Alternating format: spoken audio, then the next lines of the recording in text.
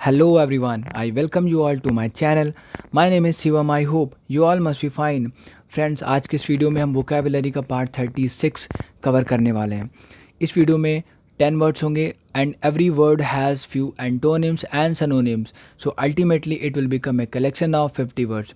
Friends, अगर आपको मेरे द्वारा बनाए गए वोकेबलरी की वीडियोस और देखने हैं तो आपको यूट्यूब पे जाना है, सर्च करना है वोकेबलरी बाय शिवम तिवारी।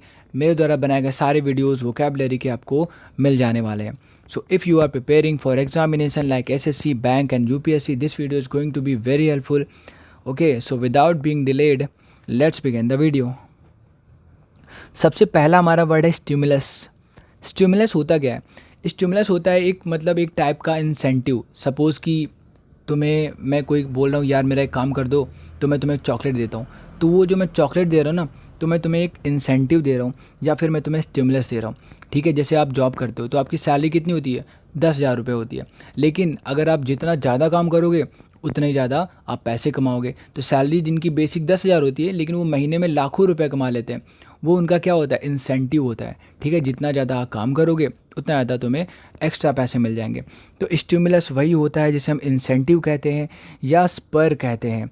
इसके अलावा इसके सिनोनिम्स हैं स्टिमुलेंट, यानी स्टिमुलस भी सही है और स्टिमुलेंट भी सही है। इसके अलावा इनकरेजमेंट, यानी आपको बढ़ावा देने के लिए ताकि आप ज़्यादा काम कर सको, ज़्यादा अच्छे से काम कर सको, उसे कहते हैं इनकरेजमेंट, स्टिमुलेंट, स्पर या फिर स्टिमुलस। ऑलराइट, इंसेंटिव भी इसे बोलते हैं। एंटोनिम हो जाएगा डिस्करेजमेंट, यानी एक ऐसा काम कर देना जिससे सामने वाला डिस्करेज्ड हो जाए, तो उसे कहते हैं डिस्करेजमेंट। ठीक है, एक तो आपके लिए वो अच्छा काम कर रहा है, ऊपर से आप उसको और नेगेटिव बातें बोल दो, उसको डांट दो, तो वो डिस्करेज्ड हो जाएगा, तो आपने डिस्करेजमेंट कर दिया है। नेक्स्ट हमारा जो इसका एग्जांपल है, dog responded to the stimulus of the ringing bell. बार बार रिंगिंग बेल, यानी बेल जो रिंग हो रही थी, वो उसकी वजह से डॉग ने रिस्पॉन्ड किया, उसने भौंकना वगैरह स्टार्ट किया। ठीक है, वो इतना प्रोत्साहित हो गया, इनकरेज हो गया वो सुन के। नेक्स्ट वर्ड है वेंडलाइज करना। वेंडलाइज मतलब होता है उपद्रव मचाना, बहुत ज़्यादा तोड़ना फोड़ना चीज़ों को, उसे कहते हैं वेंडलाइज करना, यानी डीफेस कर देना। सिनोनिम हो जाएगा डिमोलिश करना, यानी किसी बिल्डिंग को आप क्या कर सकते हो? गिरा सकते हो, तो उसे आप डिमोलिश कर सकते हो, यानी आप उसे रेक कर सकते हो। ठीक है, तो रैकेज क्या होता है? रैकेज वही होता है जो बचा हुआ बिल्डिंग का टूटा फूटा पार्ट होता है, उसे रैकेज कहते हैं। ठीक है, तो डिमोलिश करना, रैक करना या फिर डिफेस करना या फिर हो जाएगा वेंडलाइज करना, इन सभी का मतलब होता है बहुत ज़्यादा उपद्रव मचाना, तोड़ना फोड़ना। एंटोनिम हो जाएगा बिल्ड करना। बिल्ड यानी होता है निर्माण करना। एग्जाम्पल हो जाएगा stations have been vandalised beyond recognition. जो स्टेशन थे उनको वेंडलाइज किया गया, यानी कि जो स्टेशन थे उनको तोड़ फोड़ कर दिया गया। ठीक है, आगे देखते हैं। नेक्स्ट वर्ड है आइसोलेशन। आइसोलेशन मतलब होता है जब आपको अलग रखा जाता है या फिर आप खुद अलग चले जाते हो, लोगों से दूर, समाज से दूर, चीज़ों से दूर, तो आप आइसोलेशन में चले जाते हो। ठीक है, यानी आप सेपरेशन में चले जाते हो। तो आइसोलेट करना, किसी चीज़ को अलग करना। ठीक है, यानी कि आप दूध में से वो मलाई जो होती है ना, क्रीम, उसको आप आइसोलेट कर रहे हो या फिर आप उसे सेपरेट कर रहे हो, यानी अलग कर रहे हो। ठीक है, सिनोनिम हो जाएगा सेग्रीगेशन या फिर क्वारंटाइन। इन सभी का मतलब हो जाता है जब आप चीज़ों को अलग कर देते हो, दूर रख देते हो नॉर्मल चीज़ों से, यानी आइसोलेशन, सेपरेशन, सेग्रीगेशन या फिर क्वारंटाइन। ठीक है, अभी जो सेग्रीगेशन लिखा हुआ ना, इसके अलावा अगर इसका अपोजिट होता है एग्रीगेशन। एग्रीगेशन मतलब होता है सबको एक साथ मिलाना और सेग्रीगेशन मतलब होता है सबको अलग अलग कर देना। ठीक है, एंटोनिम हो जाएगा कॉन्टैक्ट। कॉन्टैक्ट मीन्स हो गया कि सबको एक साथ में रखना, संपर्क में रहना।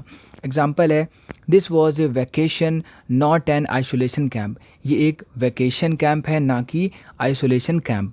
अगला वर्ड है रिलायंस। रिलायंस एक कंपनी है, आपने सुन रखा है। ठीक है, इसके बहुत सारे प्रोडक्ट आते हैं। तो रिलायंस का मतलब होता है ट्रस्ट, बिलीव या भरोसा। ठीक है, डिपेंडेंस कहते हो उसे। ठीक है, अगर आप किसी पे डिपेंड करते हो तो वो डिपेंडेंसी है आपकी। तो रिलायंस मतलब हो गया भरोसा। सिनोनिम हो जाएगा डिपेंडेंसी या फिर क्रेडिट। क्रेडिट मतलब भी होता है भरोसा, ट्रस्ट और या फिर बिलीफ। नेक्स्ट वर्ड हमारा इसका एंटोनिम है, यानी इसका उल्टा शब्द हो जाएगा डिसबिलीफ, यानी जब आप किसी पे विश्वास नहीं करते तो आप डिसबिलीव करते हो। ठीक है, एग्जाम्पल है the universal reliance on animal life stimulated the study of the animal kingdom. जो यूनिवर्सल रिलायंस यानी पूरी दुनिया का जो सबसे ज़्यादा विश्वास है, जो ट्रस्ट है, ऑन एनिमल लाइफ पर, वो ये है that is it stimulated the study of animal kingdom. इस विश्वास ने ही स्टिमुलेट कर दिया है, प्रोत्साहित कर दिया है किसको, स्टडी ऑफ एनिमल किंगडम को। लोग अब इसकी पढ़ाई भी करते हैं, एनिमल किंगडम की, इसके बारे में लोग पढ़ना पसंद करते हैं। नेक्स्ट वर्ड हमारा है पोटेंशियल। पोटेंशियल मतलब होता है कैपेसिटी, क्षमता। लोग देखते हैं ना कि इस पर्सन के अंदर कितनी क्षमता है, कितनी कैपेसिटी है, कितना पोटेंशियल है। ऑलराइट, तो पोटेंशियल मतलब होता है कि इस पॉसिबिलिटी या पॉसिबल, ठीक है। सिनोनिम हो जाएगा लाइकली या फिर प्रोस्पेक्टिव। एंटोनिम हो जाएगा अनलाइकली, यानी कि जब आप जो सोचे वैसा वो ना कर पाए या वैसा वो पर्सन नहीं है तो वो अनलाइकली हो जाएगा, और लाइकली हो जाएगा उसका जस्ट अपोजिट, ठीक है।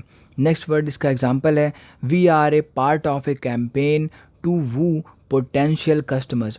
हम उस कैंपेन के पार्ट हैं, उस मतलब एक कैंपेन क्या हो सकता है, कैंपेन मतलब एक प्रोसेस, एक प्रोसेशन, उस कैंपेन के पार्ट हैं जिसमें क्या है, it woo the potential customers. ये उन कस्टमर्स को ही लेता है जो पोटेंशियली काफ़ी स्ट्रांग होते हैं, यानी जिनमें अंदरूनी काफ़ी पावर होती है, जिनमें कैपेसिटी काफ़ी हाई होती है। नेक्स्ट वर्ड है डिसमिस करना। डिसमिस करना मतलब होता है किसी को जाने देना या फिर फायर कर देना, निकाल देना उसे, यानी लेट गो। इसके अलावा सिनोनिम हो जाएगा रिलीज़ करना।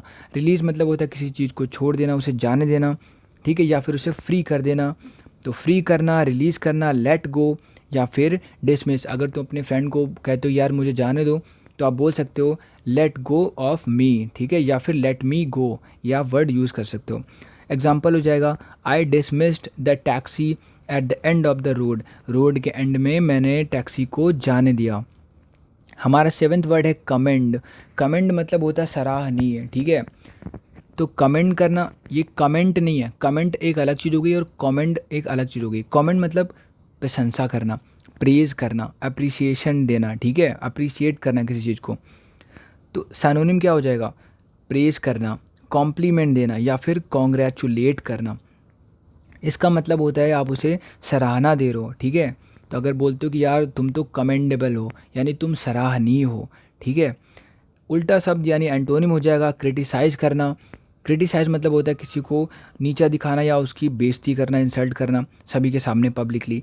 एग्जाम्पल देखते हैं, he was commended by the जज। जज ने उसको कमेंट किया, यानी उसकी प्रशंसा की, फॉर हिज करेजियस एक्शन, क्योंकि उसने बहुत ही करेजियस एक्शन किया था, यानी बहुत ही हिम्मती एक्शन किया था। नेक्स्ट वर्ड है प्रीसाइज। प्रीसाइज मतलब होता है एग्जैक्ट। जैसे बहुत 2 पेज का एक चैप्टर है, आपको उसको 5 से 6 लाइन में लिखना है प्रीसाइज में। प्रीसाइज मतलब उसकी मेन बातें, जो उसकी बिल्कुल इंपॉर्टेंट थिंग्स हैं, उसको प्रीसाइज करके लिखना है, यानी बिल्कुल सटीक बातें लिखनी है, फालतू की बकवास नहीं लिखनी है। तो प्रीसाइज मतलब एग्जैक्ट, ठीक है। सिनोनिम हो जाएगा एक्यूरेट, यानी बिल्कुल शुद्ध, एक्यूरेट और करेक्ट। ऑलराइट, एग्जाम्पल इसके पहले देखेंगे एंटोनिम। इसका एंटोनिम हो जाएगा इम्प्रिसाइज। इम्प्रिसाइज मतलब जो बिल्कुल सटीक नहीं है, बिल्कुल एग्जैक्ट नहीं है, इधर उधर की बातें उसमें लिखी हुई हैं, तो वो कैसा है, इम्प्रिसाइज है। जो फैक्ट पे उसे बात करना चाहिए वो बात नहीं कर रहा, इधर उधर की बातें कर रहा है, तो he is just beating around the Bush, यानी कि वो फालतू की बात कर रहा है, वो इम्प्रिसाइजली बात कर रहा है।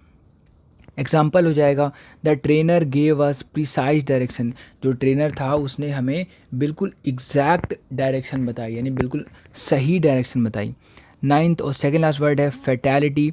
फैटेलिटी मतलब होता है मौत। जैसे बोलते हैं ना फैटेलिटी रेट, यानी मौत की दर क्या है, तो फैटेलिटी मतलब होता है डेथ। सिनोनिम हो जाएगा कैजुअलिटी। कैजुअलिटी में दोनों चीज़ ऐड होती हैं। अगर मान लो फाइटिंग हो रही है, ठीक, जैसे अभी इंडिया चाइना बॉर्डर पे क्या हो रहा है, फाइटिंग चल रही है, तो कैजुअलिटी में जो घायल हैं वो भी काउंट किए जाएंगे, और जो जिनकी डिमाइस हो चुकी है, जो मर चुके हैं, उनको भी काउंट किया जाएगा, ठीक है। तो ये आपको ही याद रखना है। तो फैटेलिटी मतलब मौत, डेथ भी यही हो गया, कैजुअलिटी भी यही हो गई, कैजुअलिटी में घायल भी जोड़े जाते हैं, और मॉर्टेलिटी, मॉर्टेलिटी मतलब भी मौत होता है।